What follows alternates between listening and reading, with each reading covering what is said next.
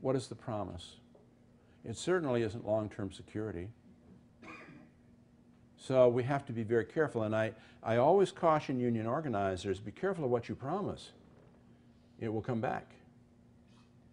People listen to you.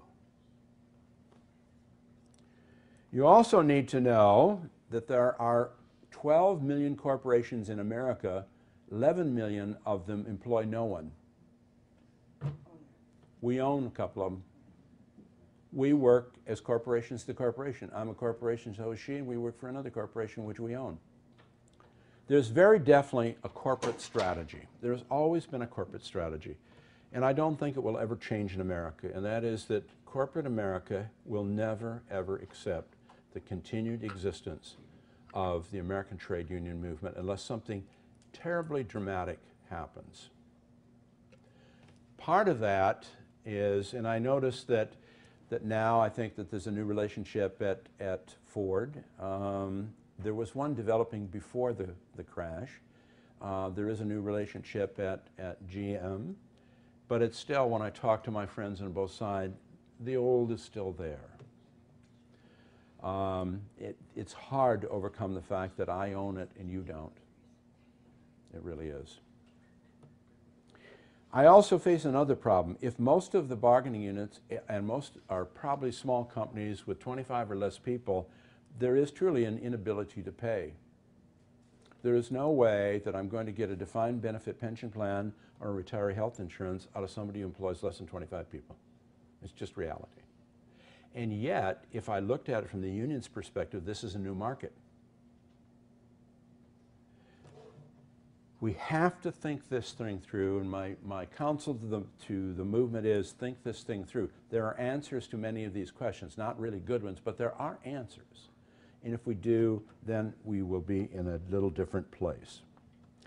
I'd like you to look at the box called Contract Administration. And I make mention of something here. I talk about the role of the supervisor. And I've given you two definitions. This is critical in service. This relates to public versus private in service. In a private sector, I mentioned that a supervisor clearly has one who can fire, hire, suspend, demote, promote, or effectively recommend. There are very clear lines of demarcation, so we have by law set who is management.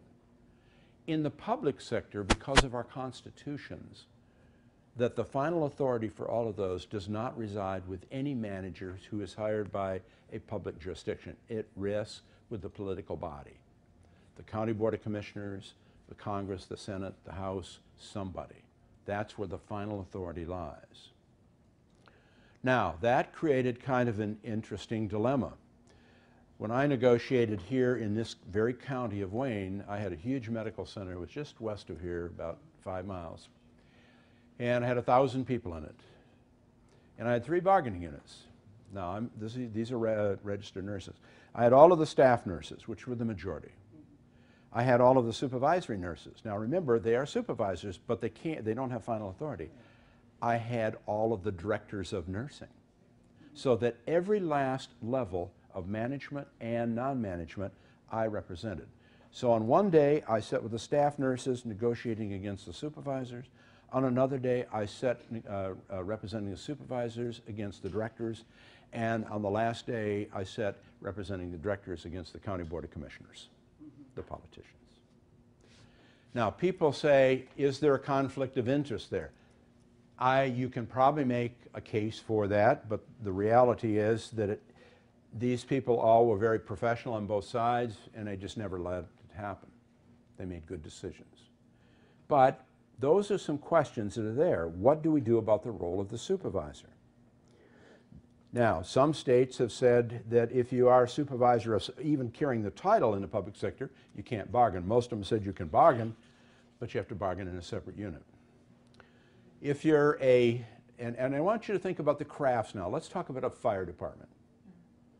In a fire department, the firefighters can have a bargaining unit, but then there's the command officers. The command officers are the captains, the head of the, can't remember the title, but the captains, lieutenants, and the fire chief and assistant chief. They all can bargain, but they bargain in separate units, and yet they all manage each other. I know that there's no city council member who is in the middle of a goddamn fire of a 20-story hotel saying, oh, by the way, somebody makes decisions in there, and they make good decisions, but they're all still in the union. And theoretically, that's not supposed to happen. In the private sector, it doesn't happen. And so there's a lot of controversy about that kind of thing. Let's go over a page, and let's talk about what the union structure looks like for all of this.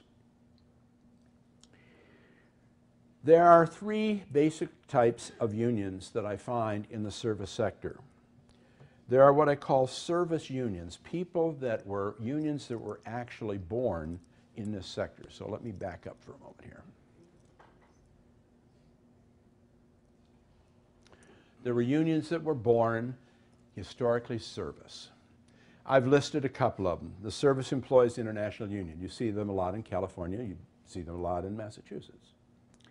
American Federation of State, County, and Municipal Employees generally grew out of the public sector, but they do the private sector too, some. We see them all over. They're big unions. Both of these are enormous unions in size. They're all over 1 million.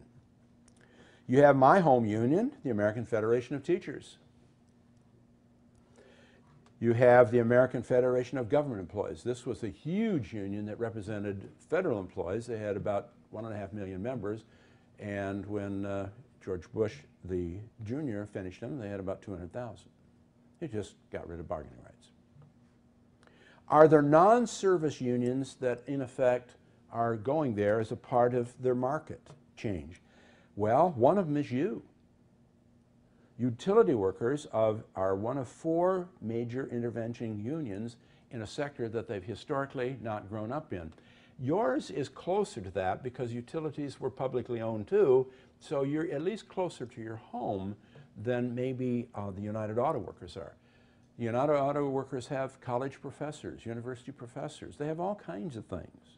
Now, are there, so you have, everybody is going after the new market. Are they all successful? No.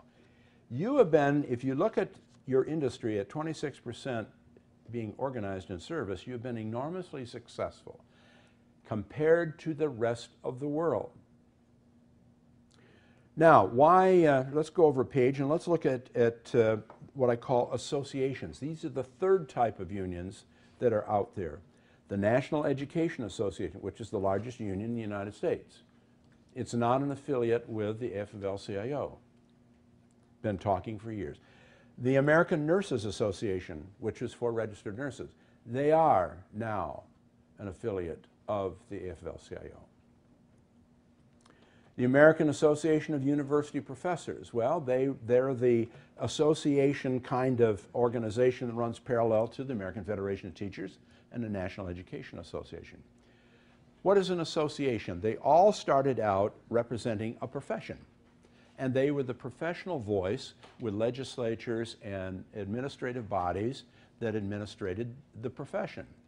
Well, when the traditional unions started to organize in those areas as a defensive move, they also unionized. That's how the National Education Association did it. They decided they weren't going to, in effect, take it laying down. Now, they may be the largest union in the nation, but I also say the Federation, its counterpart in the AFL-CIO has over 1 million members. So it's a very big thing. You notice I noted win to change, or change to win, I'm sorry. And again, it's a federation. I don't know what its life expectancy is, but they obviously have public workers there. Did they organize them? No, they brought them with them. Obviously, the Teamsters have a lot of public workers. They brought them with them. SAIU is a public worker union, mostly in service workers union, so a lot of their members are. Well, let's go over a page and let's look at leadership styles.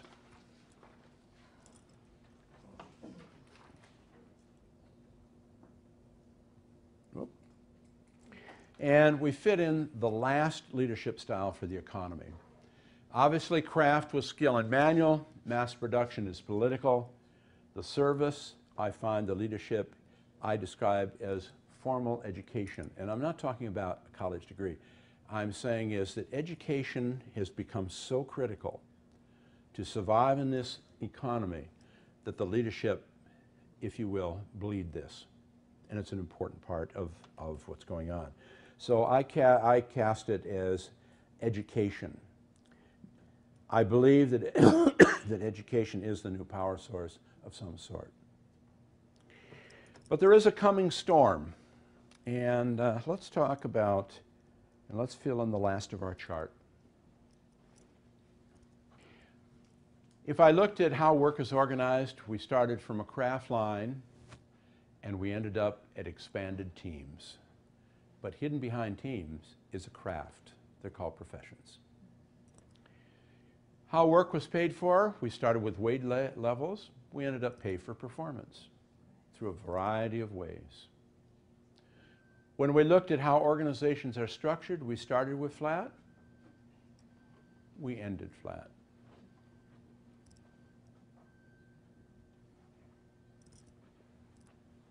When we looked at employment and labor law, we started with none. We have more. Most of the growth has been in the public sector. We still have the same old private sector laws, for better or for worse, that are here. When I look at social legislation, it has grown exponentially in our history, from none to hundreds of laws that cover every aspect of my employment, my security, my safety, a variety of different things. When I talk about do we discriminate? Yes. Yes. Yes, start to see new laws. And now I categorize it as plus and minus. And even with the non-discrimination laws, I recall and remind ourselves they are, in effect, administrated by humans who have beliefs. Plus and minus. Are we violent? We started with no. We went through periods of time where we were very violent, the reactions to it. I would suggest we are called quiet. Be careful. And can we trust? We went from question mark to revenge to no. And then I go back to, I'm thinking about Bill when he told, and Mike, they told their story. Yes, no. Some of us do, some of us don't.